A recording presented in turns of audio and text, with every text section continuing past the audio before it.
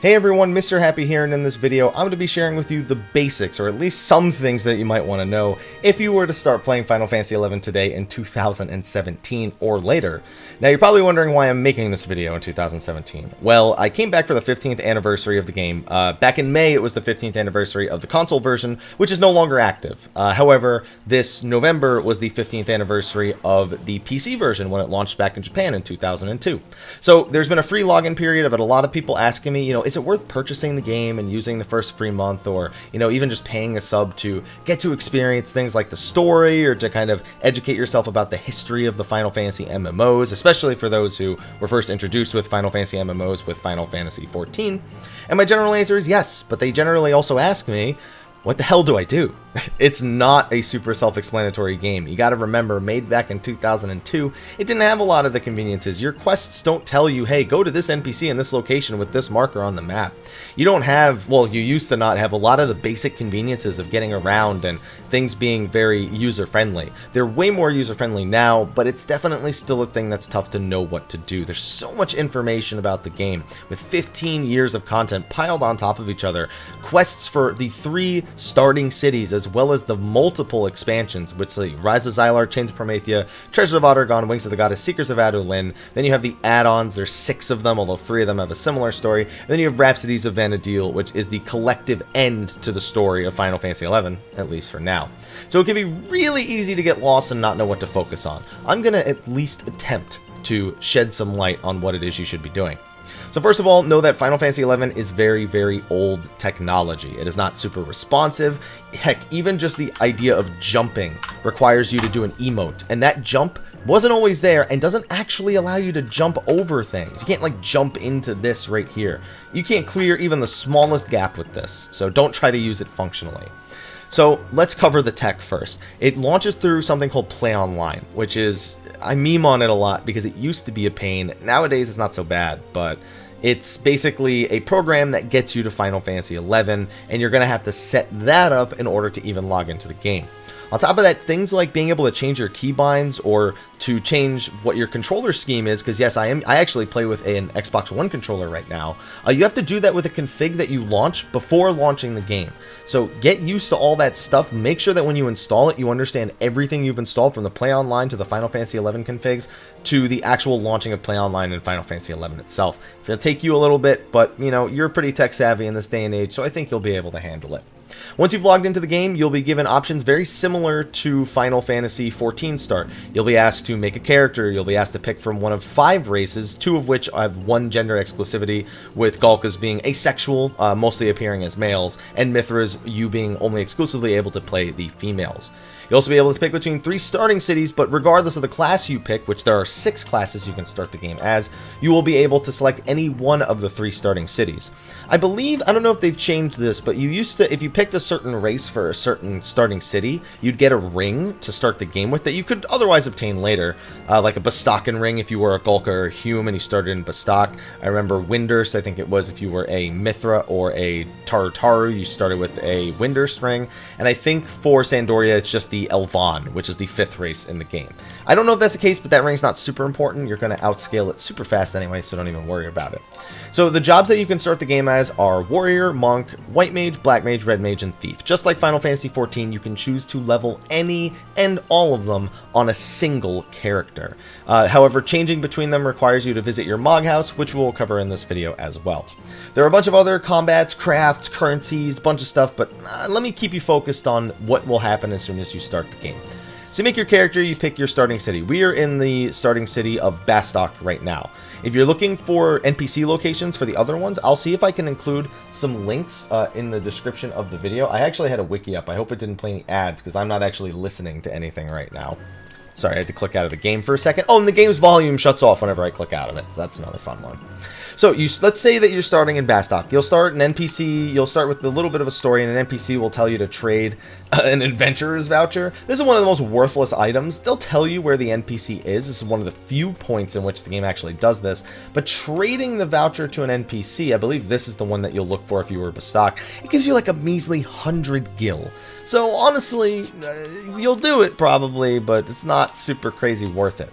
So you've done that, whatever. You now need to know where the hell you're supposed to go, because the game just at this point abandons you, and you need to be going through menus and reading through anything the game presents to you. And the game, and I believe if you actually go to that NPC I just went to, they can actually start pointing you somewhat in the right direction. They can point you towards certain NPCs so you can start figuring out where it is you need to go. But even then, you're still gonna constantly be wondering where your quest markers are and stuff like that. And you know what? It's not gonna be there. This NPC will tell you, I want to find some quests. You know, they want you to know how, this tells you, you know, how many quests are in each of the different areas. You know, to following people, you can entrust, who should be more than happy to entrust you with some tasks. But, I mean, this is like, look at all these menus you have to go through just to find out that there's even a quest there. Doesn't even tell you what quest it's going to be. So, the odds of you using this NPC for a whole heap and hell of a lot, sorry, my central air just turned on, scared the heck out of me, is not super high. Now, there are some things here. I would want to try the tutorial event, can be a good way of getting started. So if this NPC, if you want to try that, go through it and it'll give you some of the basics. Teach me about records of eminence. Now, this is definitely the most important thing. In my opinion, this is the most important thing you need to get used to as a new player in this game. The records of eminence are basically a super low or a super accessible series of quests that you can start from the low levels and will continue accessing all the way up and through level 99. They give you experience points, they can give you guild, they can give you items that you can equip to your character or use for other things. They give you two types of, well, they give you one type of currency at first called sparks, and later when you join something called a unity, they'll also give you unity accolades. You can get bonuses from these, such as you know, more experience points from enemies or access to certain features of the game just through going through these. So get used to them. Now there's a ton of categories here, but the one you'll most likely start with is tutorial. Basic. First step forward. This will send you in the direction of one of the records of eminence NPCs, which we'll be checking out in a little bit. You can see there's even some of the tutorial ones I haven't finished, but that being said, examine a ground stone worth 500 EXP. Important system of the game, but never did this one. Don't worry about it. Even at level 99, I'm going to do a separate video on that, but the intermediate section is the most important section for a fresh level 99 as well, as it will be what gets you to start getting into the vertical / horizontal progression that comes at the end of the game. You have stuff here for everything. You have artifact quests. You have finding out where your Mog House exits are. You have obtaining a support job, obtaining trusts, obtaining jobs, everything imaginable you can find here. Level cap increases, which we need to talk about at some point. So go through this, figure out what's here, and then start enabling them. If you're doing your Bestock missions, hey, enable these. That's bonus EXP that you could be obtaining and bonus sparks, and sparks are going to be super important. On top of that, even for just basic combat, if you're leveling in an area, turn on the conflict one. Just as you kill every 10 enemies, you'll get bonus EXP and sparks. It's super worth getting used to, so go through this and become very familiar with all the different options available. Now, we're going to go over to that NPC in a little bit, but we want to cover the rest of the topics that Reet here has us able to ask about. Now, Trust Initiative is something that allows you to basically access and play the game reliably solo without any other actual players. Now, to be fair, this is mostly used for leveling and for new players to get caught up in things like story quests, and they can be used in most every area in the game. There are just a few areas they can't be used. They're basically popular NPCs from the story, remodeled and retuned into basically AI allies that have their own sections and their own unique skills. You can see if I go to my magic list and go to Trust that I have a whole list of them right here to choose between. When you first start, and this, by the way, there's way more than this. When you first start the game, you'll only be able to summon 3 of them when you unlock the Trust feature. However, as you go through the Rhapsodies of Vana'diel questline, which you can start accessing as early as like level 10 to 15, I'd say, and you should absolutely start getting involved in it at that level, then you can eventually summon 4 and even eventually 5 NPCs at the same time, basically giving you a full party of 6, which is the maximum single party size in this game. So, how do you unlock Trust, though? This NPC will be glad to tell you how you unlock Trusts. She'll actually point you, she'll tell you exactly what it is, and point you directly on the nearest map where an NPC is for you to unlock the feature. You'll need to be at least level 5 for this feature to be unlocked, but as you can see for Bestock, she points you to the port of Bestock, right near the North Gustaberg exit in the Belgian Square. The Clarion Star NPC, although the font is really, really small. Now, for maps, I actually believe you can also ask her for a map. Let's find out. Yeah, to confirm what you've marked, select markers under map in the main menu and press the right arrow key. You can also select wide scan, another thing we'll have to talk about. I want a map of my current area. There you go. You'll have a map of your current area. And then she'll point you to a few different things right here. I want maps of Bastock. Here's a map of the entire city. So she's got some basic stuff. You'll have to eventually like buy maps, but she has a lot of really basic things. Whatever your NPC is, you can use them. Most people kind of ignore them and just go ahead Googling everything, which, by the way, another piece of advice. Get a second monitor, get a phone, put this in windowed mode, do something, but have the Blue Garter Wiki or FFX Encyclopedia open or something. You're gonna want the guidance. Trust me. What are quests and missions? I have other questions. Just a bunch of stuff. There's even she even points to the help desk when she gets tired of you. So we've covered her. We've covered what trusts are. Let's cover the records of eminence NPCs, as well as home points, because those are definitely super important.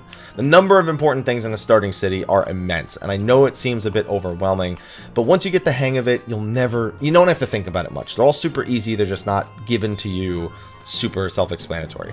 So we're going to start with the auction house. Now, the auction house, if you've ever played any other MMO, works very similarly, but there is a couple of caveats. For one, you have to bid, sell, or sale status. Now, sale status, you can see, I've got 7 items up for sale, and none of them have sold. It'll change color.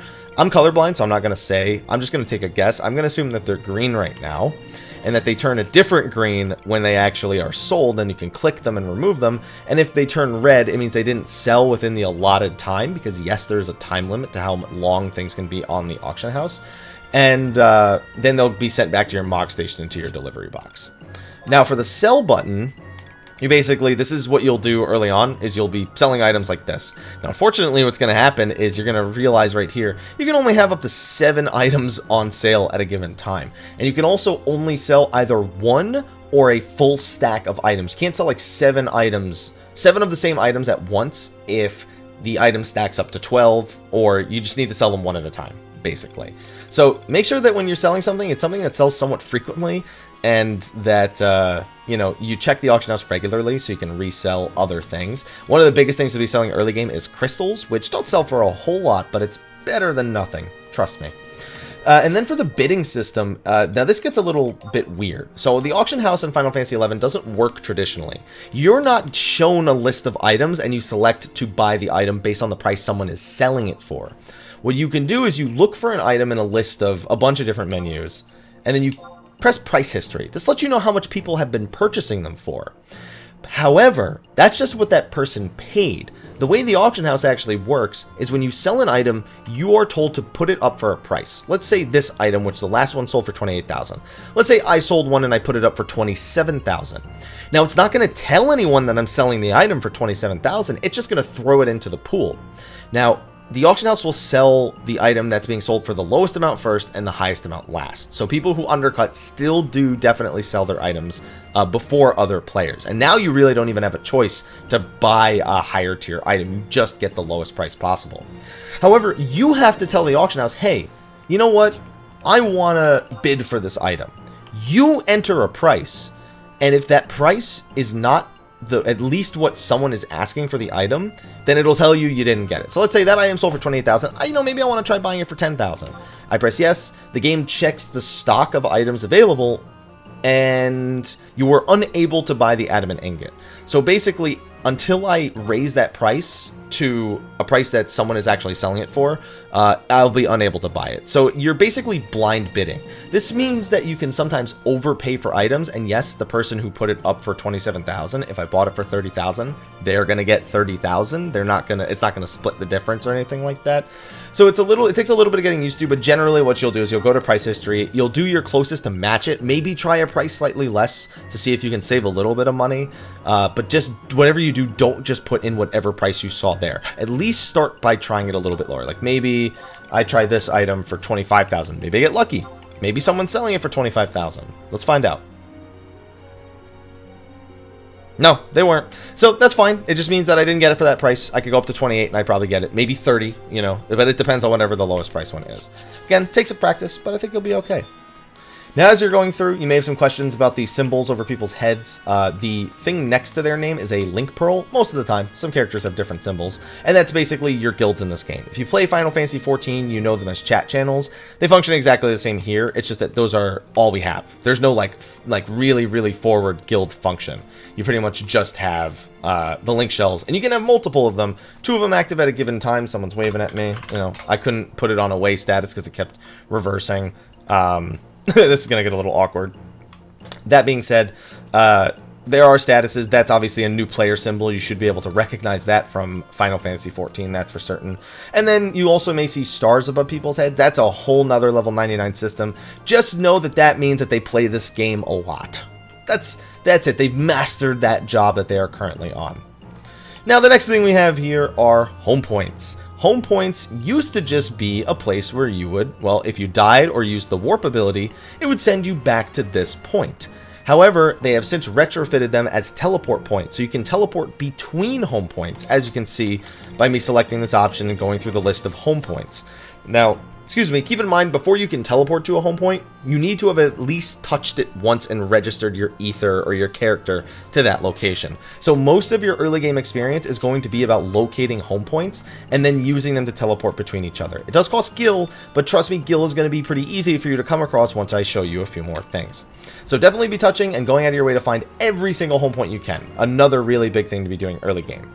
And now we hit this mess of NPCs. Don't worry about the Void Watch NPCs. We worry about these dudes at the gate and these dudes over here. So these dudes over here are where we'll spend the sparks, but we'll cover that after this over here. So there's NPCs that give you a buff here. Initially in the first part of the game, it's something called Conquest, and there are buffs that are similar to the buff I'm about to talk about. But the first one you'll become familiar with is Signet. Now, Signet basically makes it so that you can compete in Conquest, which is just as you kill enemies or get killed by enemies out in the open world, you're basically representing your nation, and your nation will grow more powerful in the region. No one really cares about it much anymore. It used to be something that was like a big sense of pride because it was like a PvE competition. Sometimes people would go out of their way to do crazy things with it, but for the most part, people just use it now to gain conquest points and to get crystals. If you kill an enemy that's worth experience points, you'll get a crystal, or you have a chance of getting a crystal as a drop. And crystals are used for crafting and several quests, so they generally fetch a decent price and can be a decent means of earning gil in the early game. So definitely make sure you get your Signet buff and start selling those crystals, assuming you're not planning on using them for crafting yourself. The other NPCs around the gates can also generally give quests. For this gate in particular, this NPC can give me nation quests. So whenever you're trying to progress through your nation quests, which you will have to do early on, find the gate guard that actually gives you the quests that will allow you to advance. And keep in mind that you can also trade crystals to the guy who gives you Signet in order to increase your standing with your current rank in your nation. So these NPCs, whatever nation you're in, grow familiar with them. They usually stand right outside a gate to an exit into another area. In this case, the rivaling areas of Gustaberg, where we'll actually be going to fight enemies. Now, these NPCs over here, like I said with Records of Eminence, one of the most important things, and it's because of sparks. Now, the experience points are great, but sparks have a vast variety of uses. Now, this NPC right here, Isakoth, is the one that I come to the most. With my sparks, which I've gotten from completing objectives through the Records of Eminence, I can purchase a multitude of items. An instant warp to go back to a home point, instant re-raise in case I die. These items, which are used for endgame upgrades to get stronger items. Capacity ring to increase capacity points, the level 99 thing. An etched memory, which is part of something else, inscribed with the memories of your recent battles. There's other items you can get there as well. Skill increasing tomes. These I wouldn't recommend buying, really. These basically increase your weapon skill, which we'll cover in a bit when we talk about weapon levels and stuff like that. I just avoid those. Big thing, equipment. You can use these sparks to buy equipment as you level up. So coming back to these guys occasionally or mass purchasing them with whatever sparks you do have in advance can make sure that you're always well geared, at least up to level 50. After you start going past level 50, your options become a little bit more limited. I definitely stopped upgrading my gear as much after level 50 and just let my trusts do the majority of the work in order to level me until I got to, I guess, around level 70-ish. Then I started picking up other items, but that's a whole nother story. We still have to even talk about getting past level 50. I will say this though, if you have accumulated a ton of sparks and you're desperate for gil, There's a shield called an Acheron shield. I believe it's in this bracket right here. It should be like near the end. Gleaming shield, Acheron shield. So an Acheron shield costs 2,755 sparks. Sounds like a lot, but the big thing is that this item sells for about 27,000 gil. Now, the fortunate thing about the Acheron shield is that we're not talking about selling it on the auction house. We're talking about selling it to a vendor. So I literally can just purchase an Acheron shield, go to the nearest, whatever shop, doesn't matter. I can go down the list, go to the Acheron shield, and there, 27,000 gil for about 2,700 sparks. So it's about 10 gil per spark. Your sparks cap out at 99,999, so in theory, you would be sitting on just under 1,000,000 gil worth of Acheron shields. If you have spare sparks and you don't need them for gear, feel free to do that to get gil, to use the home points, or to make purchases of other items that you need for quests and to get through your missions. It's something that I make sure I share with every new player.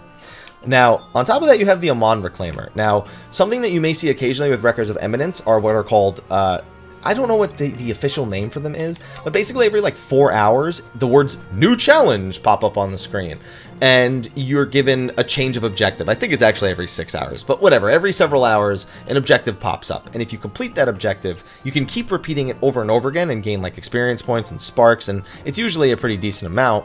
But on top of that, the first time you complete that objective, you get a copper amount voucher, and if you trade the voucher to this guy, he basically stockpiles them.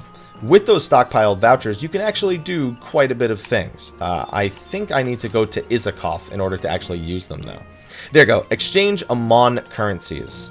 So you have currencies, you have provisions, like I can get conquest points. I can actually exchange Amon vouchers for Sparks of Eminence. I could use that for more gil. I actually tend to use them for things like currencies for the other expansions, where it's a little bit less straightforward getting those points nowadays.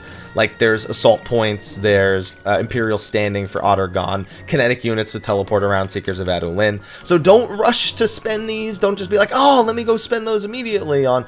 No, you probably are going to be holding on to them. I have 42 vouchers, and if I really wanted to, I think it's one voucher is 1,000, so like 30,000 sparks. It's 300,000 gil I'm just sitting on. But that's just to give you a rough idea of what you can actually use those copper amount vouchers for. So, I think we've covered some of the more bare-bone basics. Records of Eminence, trusts you can start at level 5.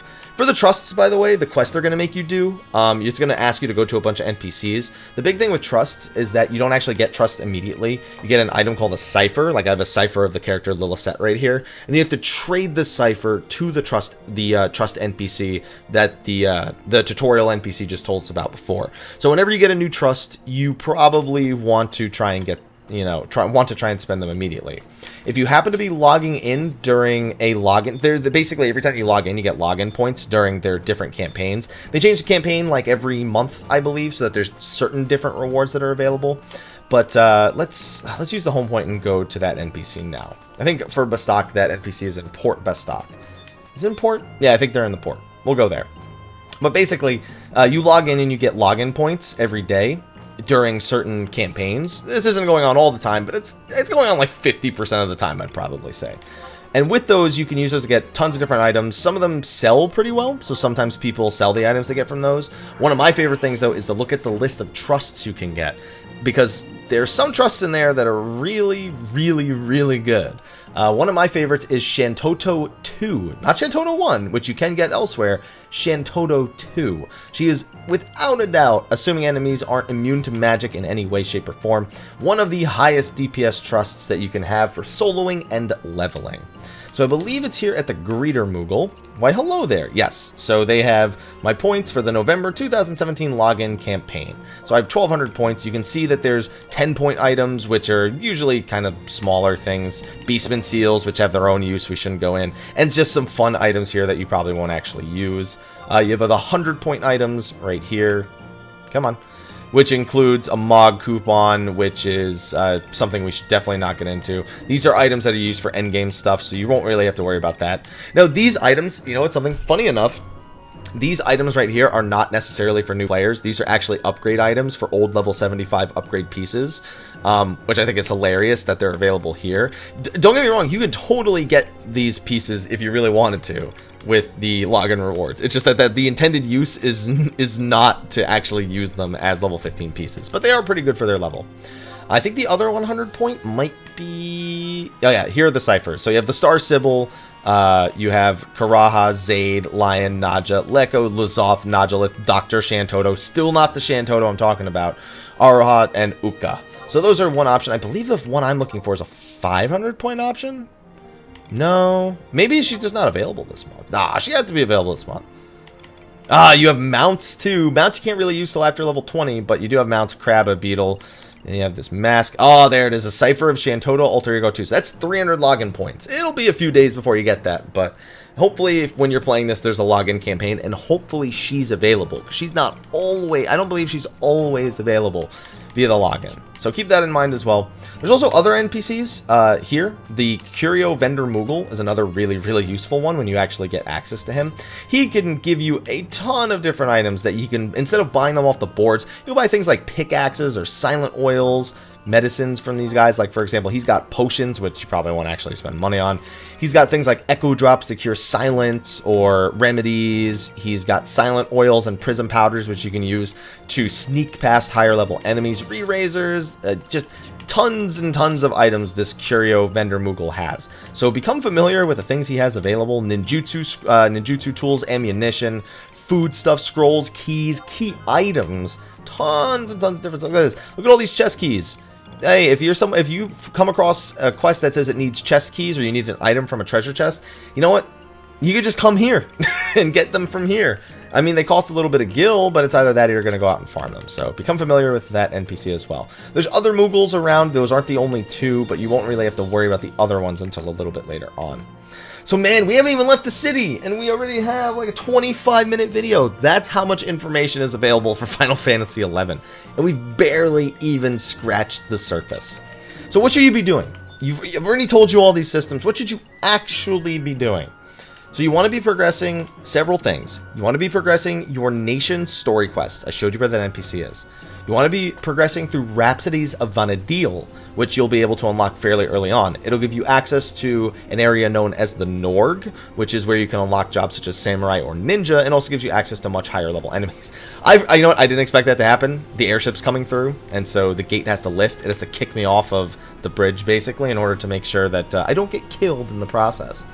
What else was there? It'll give you access to an additional trust. It'll finish your sub-job quest for you, so you don't have to do the old school sub-job quest, which is a little bit, I think a little bit more time-consuming, but not by much.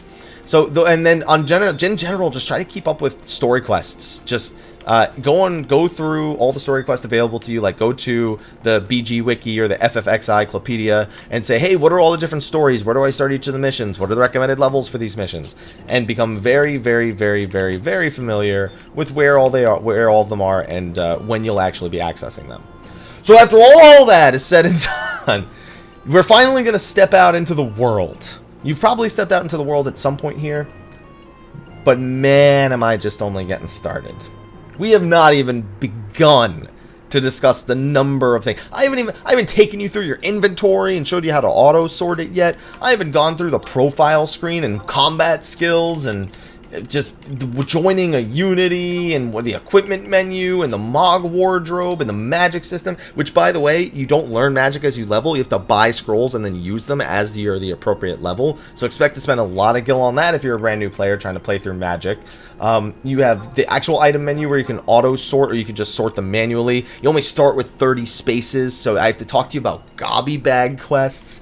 You have ability lists, you have passive job traits, you have job abilities, which are here in this menu, and you can make macros to use these job abilities, which you probably want to do at some point. Your weapon skills, which you unlock as your weapon actually gains combat skill. You have ranged attacks if you're someone who has a ranged weapon equipped. You have mount, which you won't even unlock till after level 20. You have pet commands if you're someone who's a pet job. You have your party options, your trade options, link shell for your guilds, your region info, which is where you can check things like where the zones, you know, what areas are in what zones. You have your current map, where you can purchase maps in Juno. What do you know? You have all the different regions available here. Whew, you have all your missions here. You have your quests. You have your normal quests and your records of eminence quests. You can accept as many quests as you want. There's just no quest markers to tell you where to go. Oh man, I'm not even done yet. You have key items, which are basically quest items or items that you've obtained through different parts of the game. View house button, pretty important. Going into your Mog house, which we actually skipped by. We can't even go out yet because I haven't shown you the Mog house. Damn it. There's so many things to talk about in this video. It's crazy, right? Well, the good news is you won't have any shortage of things to learn joining the game for the first time. The Mog house is something, I mentioned it, how could I have possibly forgotten to show you before actually leaving the city? The Mog house is a little instanced area where you can actually decorate it with furnishings, store items, and there's some quests there that can increase the amount of inventory you actually have available. So at base you have your initial Mog safe. You can eventually get a second Mog safe. I don't know, this might be a paid thing. I know the Mog wardrobes here at the bottom are a paid thing that I can't really get into yet, so I'll talk about those a little bit later. Those Mog safes are just for storing items, but you need to go to a Moogle, either your Mog home or a Nomad Moogle, in order to access items from your Mog safe. Storage is basically when you decorate your Mog house, some items have a storage value, and then you can store items again in your actual Mog house. You have the Mog locker, which you won't get until Treasures of Ott are gone, if I'm not mistaken, and you'll need to rent it from the Treasures of Ott are gone NPCs. You have the Mog satchel, which you get for free for having a security token on your account, and it'll basically mimic the inventory size, so it basically doubles your current holdable inventory.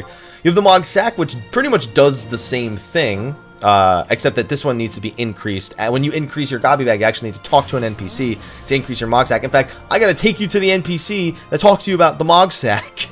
Oh man. You have the Mog case, which again does something. So this one's 80 inventory spaces. Let me just make sure that the Mog case didn't have anything in particular that I didn't remember about it, because some of these things started after my time. Nope, all it is it's just literally an additional 80 inventory slots. I googled it. There's no unlock. There's no anything. It's just 80 inventory spaces. Then you have your Mog wardrobe. Now, the wardrobe only allows you to store up to 80 equipable items in these menus.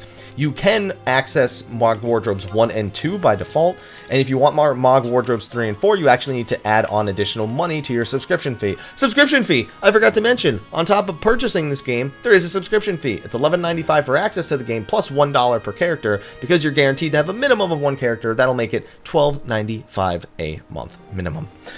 Okay, so let's go into the Mog house. So on your minimap, you may see, or on your map, there's no minimap, you may see something called the residential area. If you walk into the residential area, you will enter your Mog home.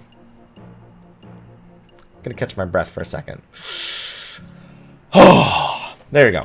So here in your Mog home, you can see I've put down a few furnishings. As soon as they load, there you go. You see I put down a few furnishings, like a clock, I got little stand right there. I got a flag. I got some other items I actually need to throw in there. So let's do that now while I'm here. Let's see. Adeline's Refuge. No, where is it? Imperial Standard, Bastakan Flag. I'll throw those in there, and then I can hang those up from here. You probably won't do much of this early on. Let's see. We've got rearrange. No, I don't want to rearrange that. I want to remove layout, Mog safe, Imperial Standard. There you go, I'll hang that there. And then I will do one more, because I have one more item, a Bastakan flag. There you go, I'll hang that there. And also, hanging certain items in your Mog house can give you a Mog enhancement, which basically gives you some sort of buff. Okay, so you can see you have also all the options to access all that stuff from here. The Mog safe we have right here, which is where the 50 inventory spaces are. Here's where you also change your job and check your delivery box. If something sells on the auction house, for example, the money will pop up here. If the item doesn't sell, it will also pop up here. You can also send items to people through here, but it's going to take a while to load. For changing jobs, you have a main job to start the game. Whenever you change to that job, if you happen to have the items in your Mog wardrobe or on your character that were equipped, they'll automatically be equipped. If not, you'll have to go through and equip them once you actually change a job. Once you hit around the level 18 mark, you can unlock sub-jobs. You can also unlock them through the Rhapsodies of Vana'diel questline, like we mentioned earlier, and that's probably the preferred way for you to actually go about unlocking your sub-jobs in this game. Main job goes up to level 99, albeit you have to do some quests to get there, and a sub-job will always be half of that at maximum, so the maximum would be 49. But like if you're level 10 on your main job, then your sub-job at max would be level 5. If your job is naturally higher than that level, then it'll cap itself out. And you gain access to certain active skills and traits, as well as spells and other things from your sub-job, so that way you can further enhance the synergy between your main job and your sub-job. There's also gardening here. There's also... Okay. You can also open or close it to people. I thought this was a different option altogether. You can open or close your Mog House to other people as well. So this is the Mog House. This guy also has some quests occasionally. I don't think I have any right now. If I click him, we'll find out the hard way, and I don't. So let's exit the Mog House. There is actually a quest you can do. I don't have it done on this character that will allow you to select where you exit from the Mog House. I think you just have to talk to an NPC. I don't know that it's any more complicated than that, but it's been a while, so I'd have to research it if I wanted to talk about that a little bit. You get around so easy nowadays, I don't even really think about it. Like, there's a home point next to the Mog House, and, you know, I haven't even thought about it. Okay, I promise. Listen, we're still not actually done with stuff in the city, but, like, we gotta go do something else, right? I gotta at least show you the way Fields of Valor and survival guides work to get through this video. This may need to be a multi-part series. we may need to actually talk about things in a multi-part series, because things like Genkai quests, Genkai quest being what actually raises your level cap. Oh yeah, I gotta talk about that. Your character can only go up to level 50 by default. Then you have to do a quest available from an NPC named Matt in Rulud Gardens to get up to 75, and then there's a Moogle right next to him that'll give you quests to get you up to 99. Every 5 levels you need to complete a quest, so 50, 55, 60, 65, 70, 75, 80, 85, 90, 95, and then once you beat the 95 quest, you'll cap out at level 99. It takes a while. Some of those quests are pretty tedious, but it's what you'll have to do if you want to get through all of these story quests. So, we're going out into the world. Okay, we're finally going out into the world. We're finally doing it. There's something else I could have told you about. It's just, I'll bring it up in the equipment screen. There's rings that can increase your experience points gained. Let's see what we have here. We have these aren't even any of the rings because I don't need them. Where's the rings? Where did I put the rings that increase the EXP? They gotta be here. They gotta be here. You can buy them for conquest points. I think there's one that's like 700 conquest points, the Empress Band. That's the one I usually purchase. There's an Emperor Band and an Empress Band you can purchase for conquest points at the Conquest NPC where you got your signet. Okay? That's ultimately what I'm trying to throw that information your way. Where did I put it though so I can show you?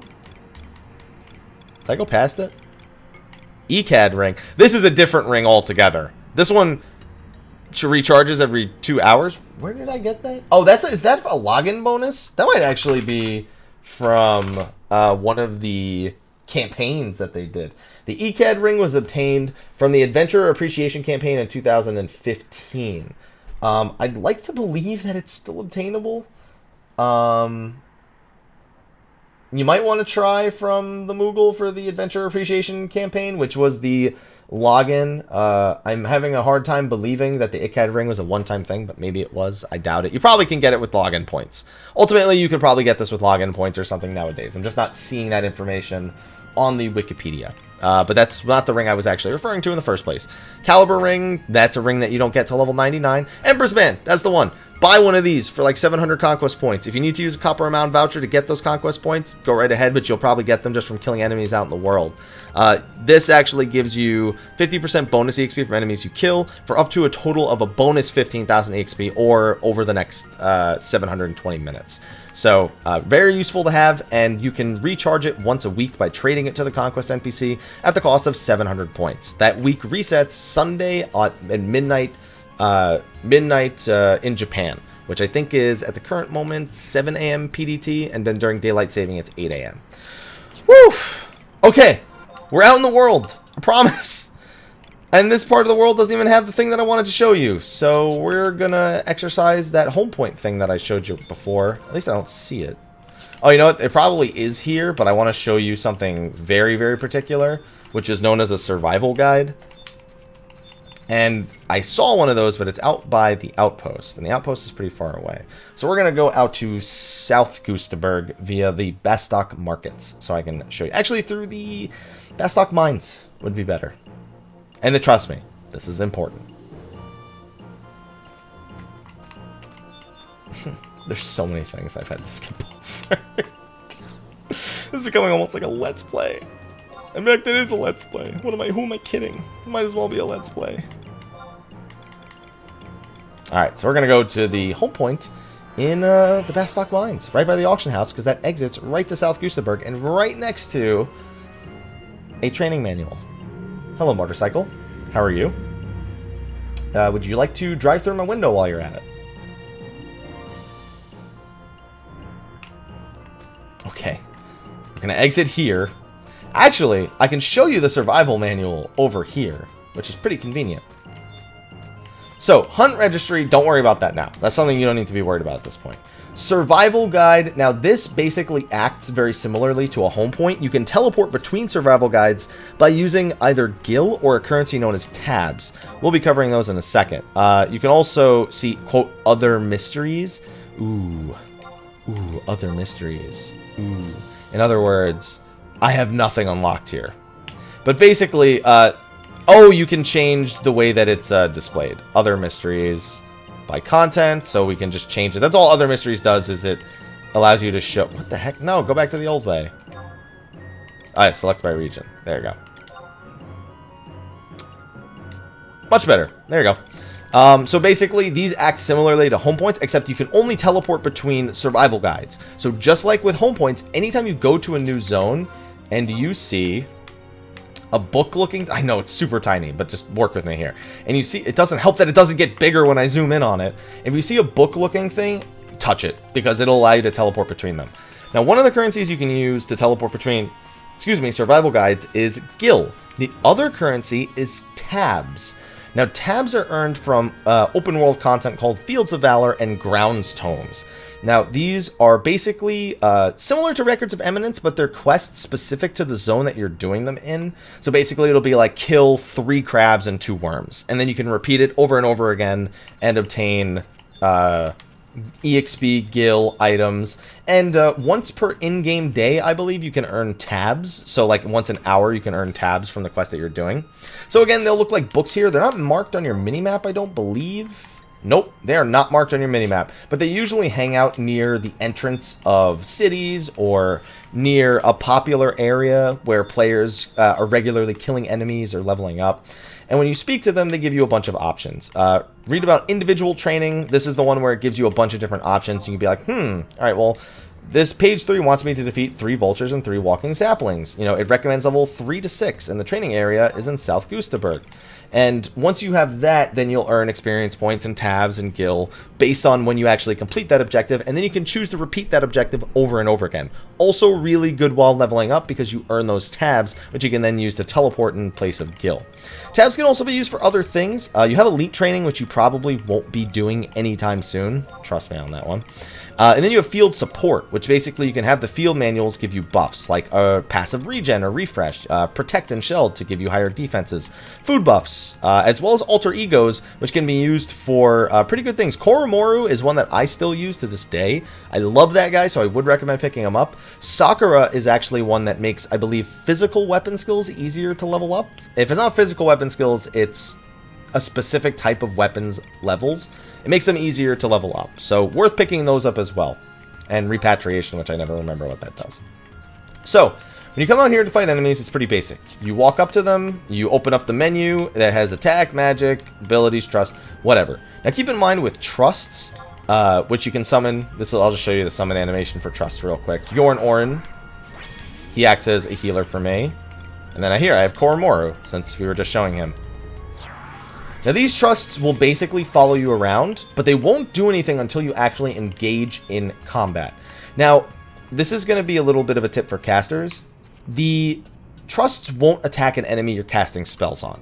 Now, I mean that in that you have to physically hit the enemy first. So you have to walk up and whack them with whatever weapon you're using before your trust will do anything. So if you're a caster, you're still going to be pulling out your wand or your staff and then walking up to an enemy and just beating them into the ground. I'm a little too high of a level for these enemies, so they're not going to do anything, but keep that in mind for casters. And then once you do that, if you have a tank trust, they'll like provoke or use flash or whatever skills they have. They'll actually work on setting up combat things called skill chains and magic bursts so that you can really kill enemies that are at least a considerably higher difficulty or level than you are.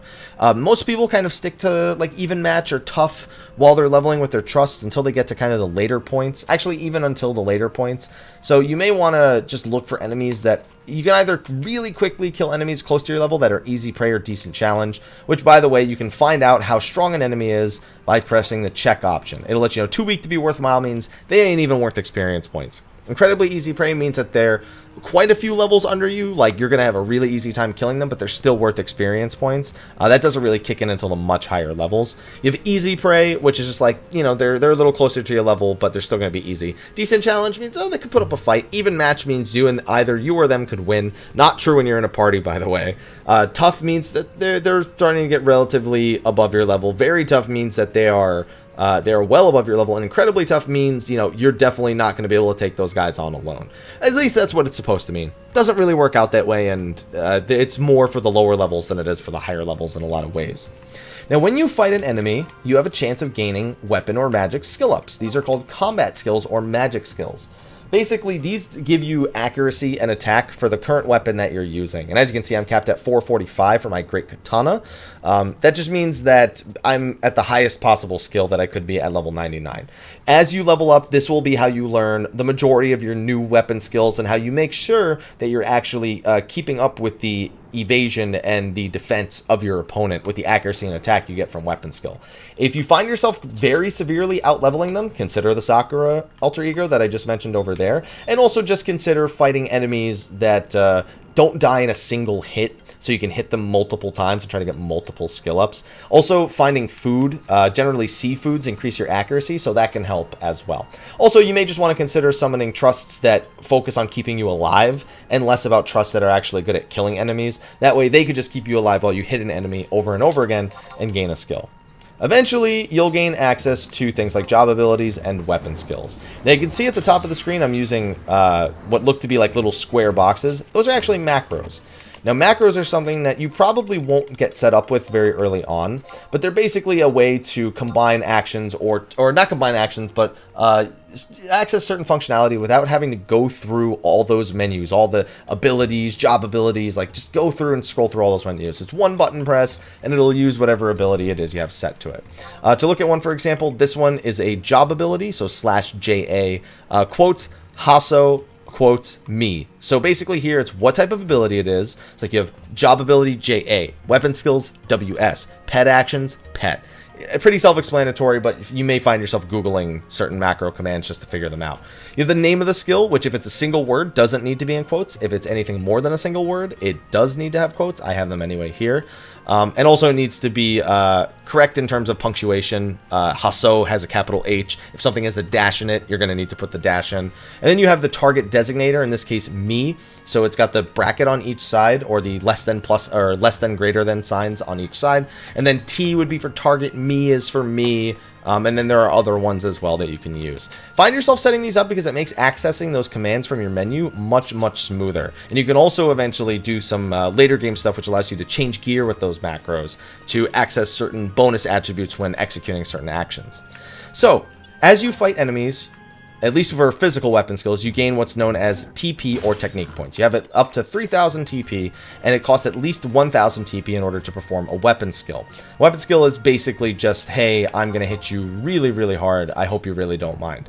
Weapon skills can be chained together to use skill chains, mostly with teammates, although you can do them alone if you're fighting enemies that survive long enough, which this enemy definitely will not. And yeah, as you raise your combat skill, you'll learn more weapon skills, and you'll be able to go through and do a bunch of fun things with them. Same deal, macro these if you really don't want to have to go through the menu in order to access them. As you level up, you also get job abilities, which have just a wide variety of effects. And if you have a sub job, of course, you'll gain access to the sub job abilities as well. So let's just do a weapon skill real quick, just so you can see what one looks like. Can I even do a weapon skill in this without? No. I might be able to just... Can I just walk up to an enemy and just, like, destroy it? No. Alright, so what I'm going to do is this. I'm going to just spam. There you go. There you go. That's a weapon skill. Boop. Poke him real quick. Just knock him down real hard. And yeah, you can chain those together to make the skill chains, which have elemental properties, which then can be magic bursted. If you're someone who's a spellcaster, you'll find yourself meleeing anyway, so expect to be using weapon skills, even as a caster while leveling up.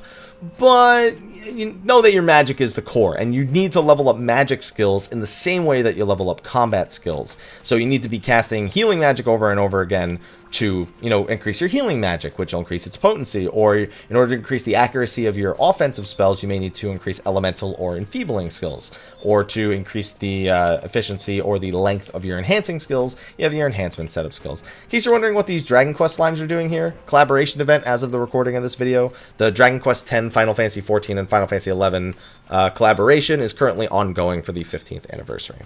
And then you'll just run around and kill enemies. That's how you level up, with Records of Eminence, with the Fields of Valor or the Grounds Tomes, with, you know, just killing enemies or EXP rings that you may have. You'll just go around killing enemies. That's what you'll do, except for these slimes for the anniversary event. And you'll eventually level up, and you'll go to another zone. You'll be like, okay, the enemies here are too weak. Let me just run to an adjacent zone. Or maybe you want to Google decent leveling areas or stuff like that. And that's going to be the majority of your adventure. Come back and do your nation quests whenever you feel like it. You know, make sure you're keeping up with Rhapsodies of Vana'diel and these, you know, Chains of Promethean, Rise of Xylarch quests, and all that other stuff.